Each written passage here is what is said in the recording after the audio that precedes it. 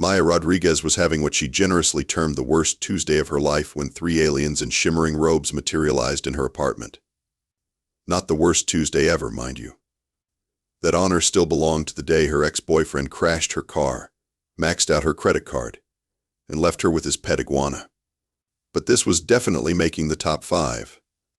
"Greetings, champion of Terra," the tallest alien announced, its voice sounding like someone gargling marbles. "I am Ambassador Quilp of the Galactic Combat League. We have come to escort you to your destiny."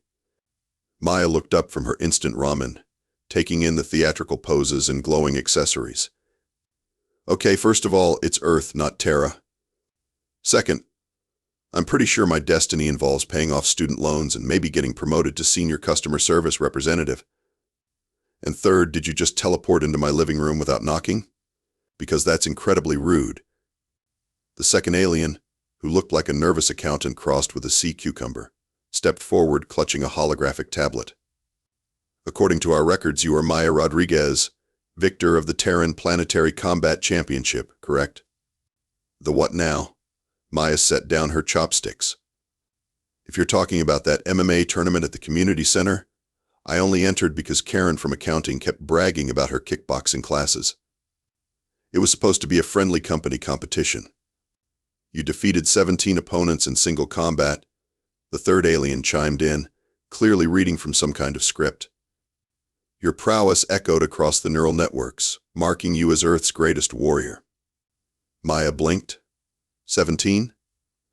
There were only 12 people there and half of them forfeited after seeing me stretch. Also, your neural network sounds suspiciously like someone was live streaming it on TikTok. Ambassador Quilp's confidence wavered slightly. "Regardless, the Galactic Combat League has selected you to represent your species in the great arena. It is a tremendous honor." Maya crossed her arms. "And what exactly does this tremendous honor involve?" "Single combat against the galaxy's finest warriors to settle interplanetary disputes. Much more civilized than warfare, really. Your first opponent will be Krex the Bone Crusher from Zeltron Prime, undefeated champion of the Crystal Quadrant." Maya processed this information with the same expression she used when customers demanded to speak to her manager about the laws of physics. "So let me get this straight. You picked me, a customer service rep who does MMA as a hobby, to fight some alien super warrior because you saw a video of me beating up Karen from accounting at what was essentially a very aggressive office party." "When you put it that way," the nervous alien mumbled, "it does sound somewhat less impressive than our initial assessment suggested." "Oh, it gets better," Maya continued, her voice dripping with the kind of sarcasm that had made her Employee of the Month 3 times running. "What happens if I lose this little death match?" The aliens exchanged uncomfortable glances. "Your planet becomes a mining colony." Maya stared at them for a long moment, then sighed deeply. "I'm going to need more ramen." The Galactic Combat Arena looked exactly like what would happen if Las Vegas had a baby with a spaceship and raised it on a steady diet of steroids and questionable architectural decisions. Maya stood in what the aliens generously called the preparation chamber, which looked suspiciously like a janitor's closet with mood lighting. "The stakes could not be higher," Ambassador Quilp explained, wringing his tentacle hands nervously. "Earth's freedom hangs in the balance." "Right," Maya said, doing some basic stretches. "And my support team consists of you 3, who I'm pretty sure have never seen a real fight in your lives. Am I correct?" The sea cucumber alien, who'd introduced himself as Clerk Blix, nodded enthusiastically. "Combat makes us uncomfortable. It's why we have the League, much more orderly than actual warfare." "Fantastic." Maya touched her toes, noting how the aliens flinched at her flexibility. "So what are the rules for this thing?" "Rules?" The third alien communications officer Flux looked confused. "There are no rules. Combat continues until surrender, incapacitation, or death." "Death." Maya repeated the word like she was asking about the weather. Cool. "And I can't forfeit?" "Forfeiture equals automatic colonization," Quilp confirmed. "I'm afraid backing down isn't an option." Maya nodded thoughtfully. In her mind, biter. She was comparing this situation to the time she'd had to explain to an angry customer why their warranty didn't cover damage caused by teaching their printer a lesson with a baseball bat. The conversation had lasted 3 hours and ended with the customer apologizing and buying an extended warranty. This couldn't be worse than that, could it? "Tell me about this Krex character," she said, switching to calf stretches.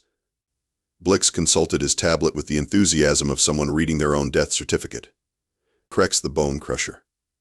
12 feet tall, crystalline exoskeleton, has never lost a combat in 47 attempts. His species considers mercy a form of mental illness. Delightful. Anything else?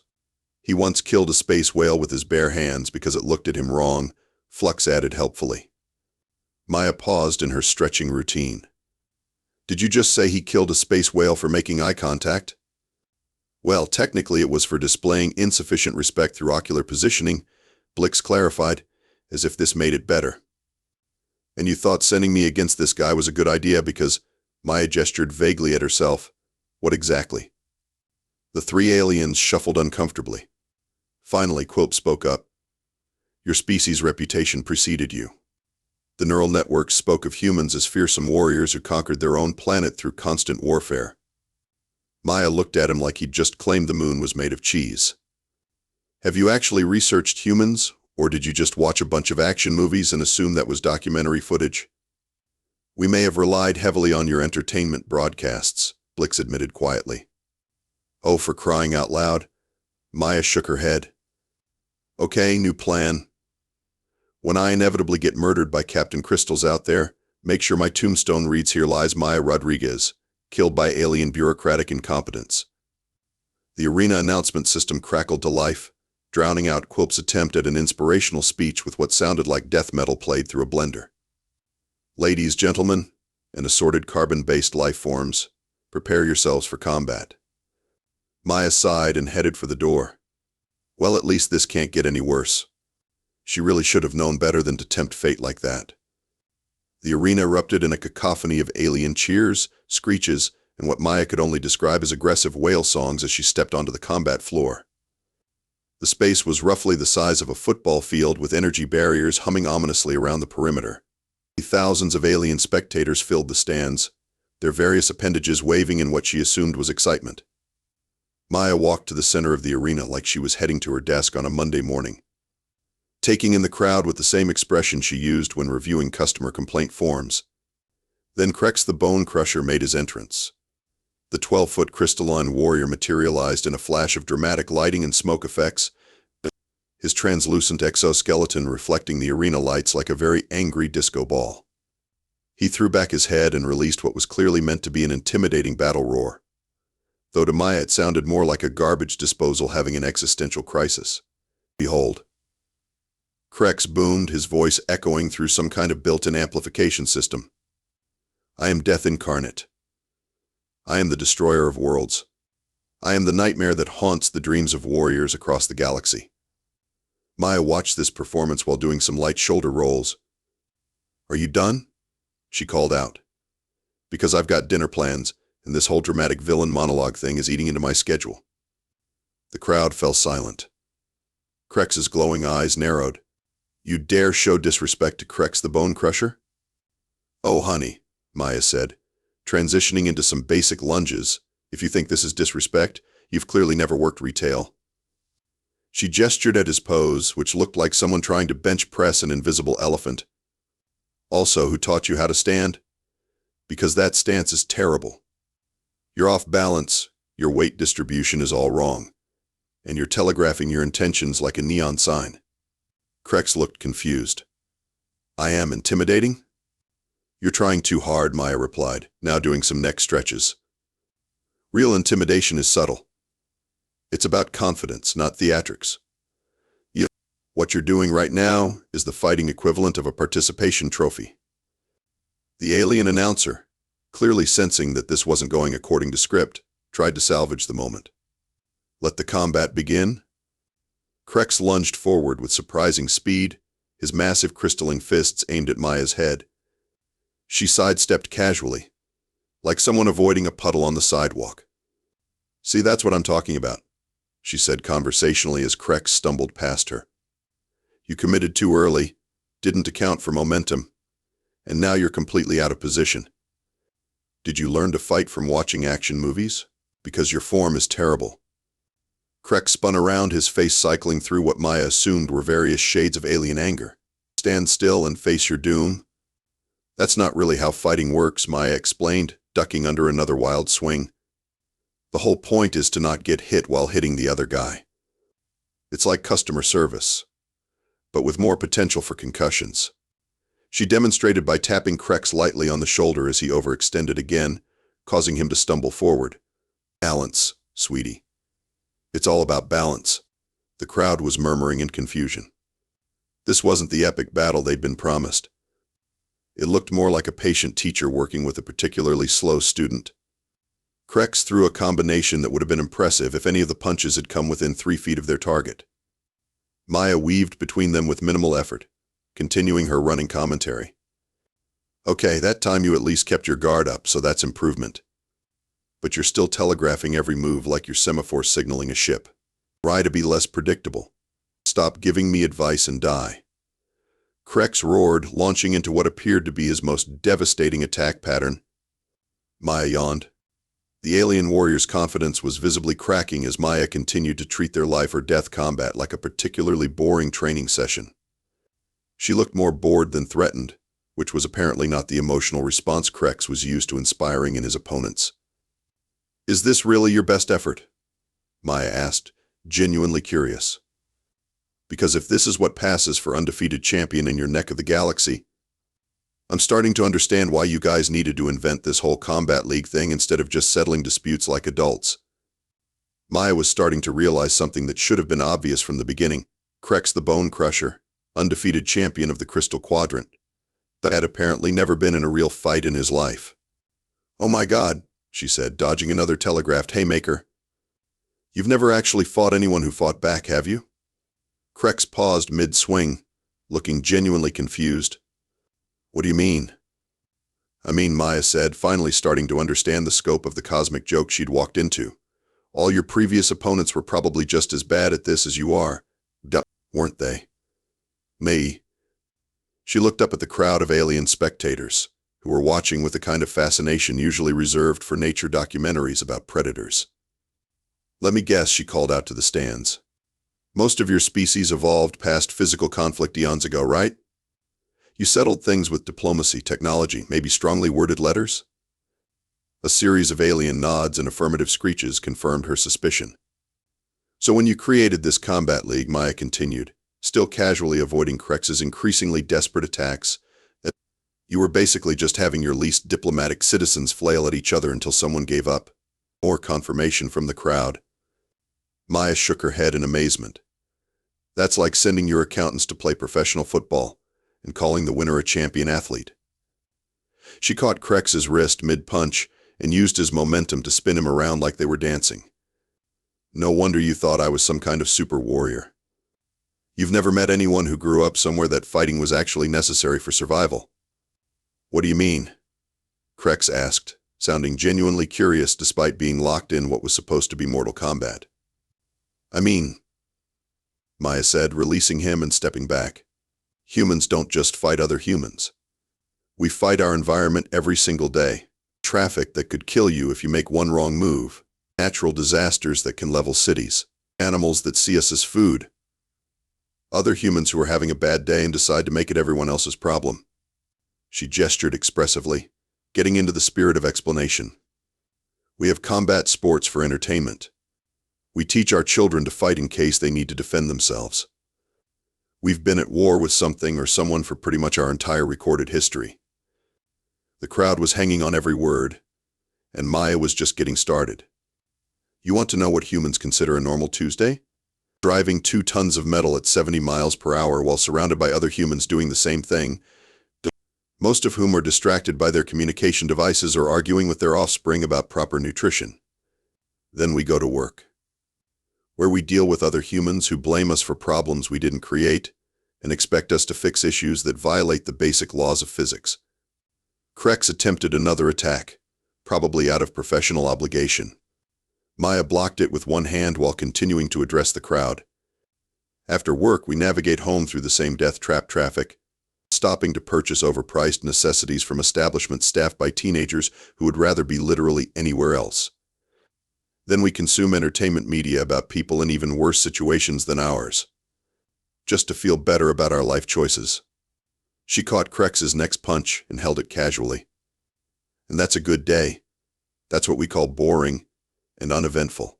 The arena had gone completely silent, except for Maya's voice. So when you tell me that your undefeated champion has never lost a fight, she continued, now addressing Krex directly, what I hear is that he's never fought anyone who had to learn actual combat skills just to make it through adolescence. Krex threw what was clearly supposed to be his ultimate finishing move, a devastating overhead strike that would have shattered concrete. Maya sidestepped it with minimal effort, and as his fist crashed into the arena floor, she sighed dramatically. Please, she said, loud enough for everyone to hear, send one that can actually fight back. The silence that followed was so complete that Maya could hear her own heartbeat.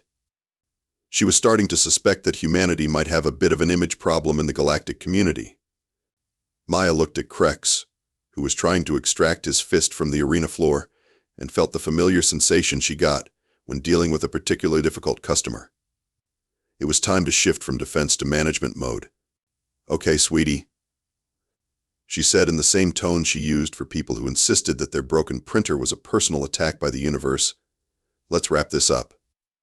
I've got a conference call in the morning, and I need at least 6 hours of sleep to deal with humans, let alone whatever this situation is going to turn into.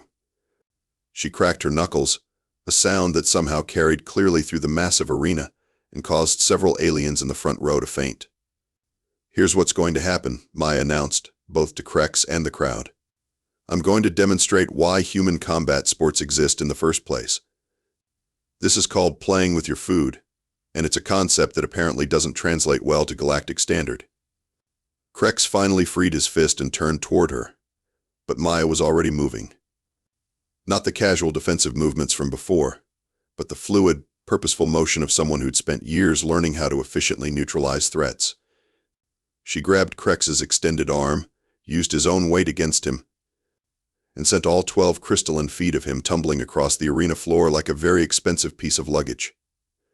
That's a basic hip toss, she explained to the stunned crowd as Krex tried to figure out which way was up. We teach it to 8-year-olds in self-defense classes. Krex scrambled to his feet, his confidence now completely shattered. He threw a desperate combination of strikes that might have worked on someone who'd never been in a real fight before. Maya weaved through them like she was dodging raindrops, then demonstrated a textbook boxing combination that left Krex dazed and wondering why his crystalline exoskeleton suddenly felt less protective than it used to. Boxing, she explained conversationally. We do this for fun on weekends. She followed up with a leg sweep that sent Krex crashing down again, then helped him up with the same polite efficiency she used when assisting elderly customers with their technology problems. Martial arts, she continued. Most humans learn at least one, usually starting in childhood. It's considered a normal extracurricular activity, like learning a musical instrument or joining the debate team. Krex was now backing away from her, his warrior bravado completely evaporated. What are you? He whispered. I'm a customer service representative with a bachelor's degree in communications and a minor in business administration, Maya replied. I do mixed martial arts twice a week at the community center.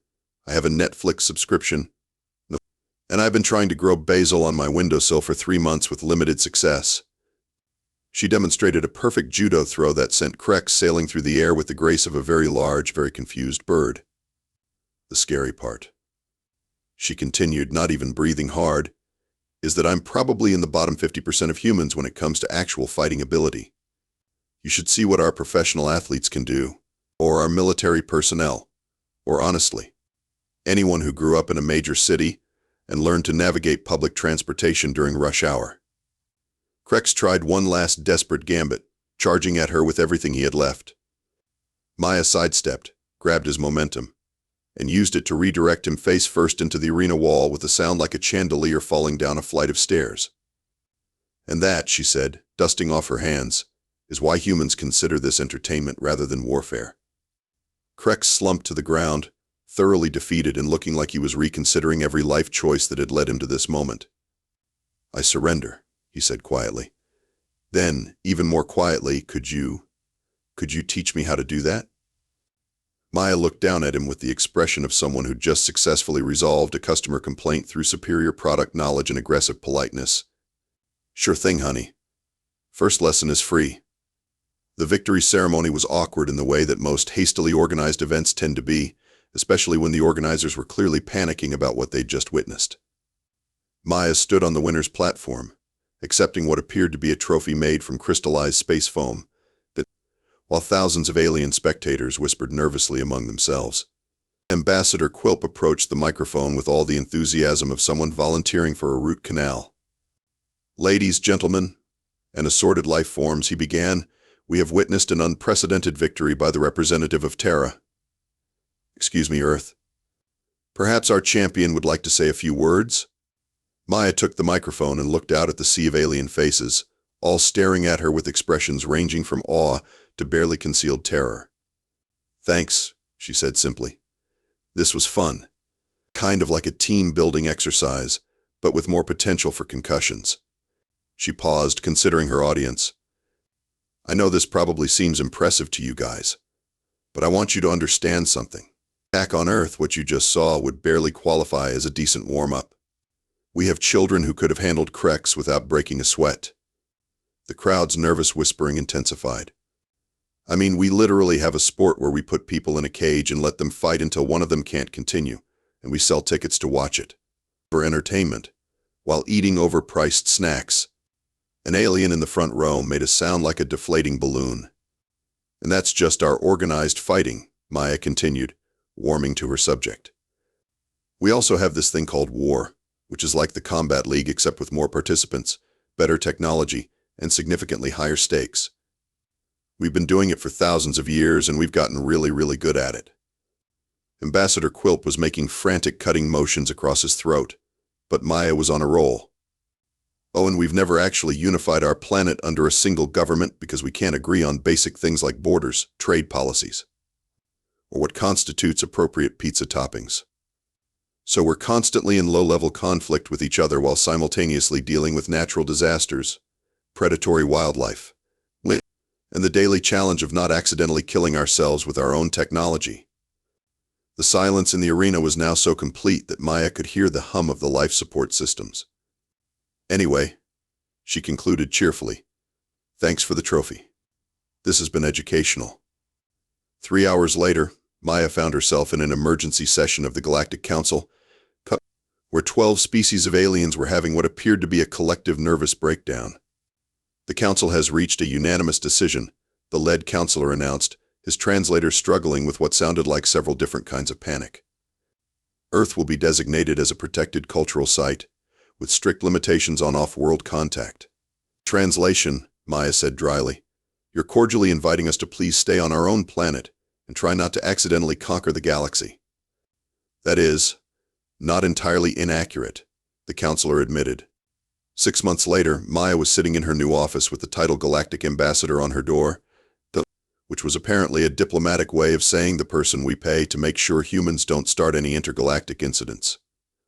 It mostly involved answering concerned calls from alien governments about human entertainment media and explaining that no, Die Hard was not a training video. Her phone rang. Maya glanced at the caller ID and sighed. Hi, Grandma. Oh. Maya, dear, I need you to settle something for me. This alien fellow says I can't challenge their chess champion because I'm not an official representative of humanity. I told him that was nonsense. Because I've been playing chess longer than he's been alive, and besides, he insulted my snickerdoodles. Maya put her head in her hands. Grandma, please tell me you didn't actually challenge an alien to a chess match. Well, not just chess. I may have also mentioned that if he wants to see real competition, he should try playing against the ladies at the senior center. Especially Ethel. She plays for blood. Through her office window, Maya could see 3 alien ships hastily departing Earth's orbit. Grandma, she said wearily, I'm going to need you to maybe tone down the competitive grandmothering until we figure out how to explain to the galaxy that our senior citizens aren't actually a military force. Don't be ridiculous, dear.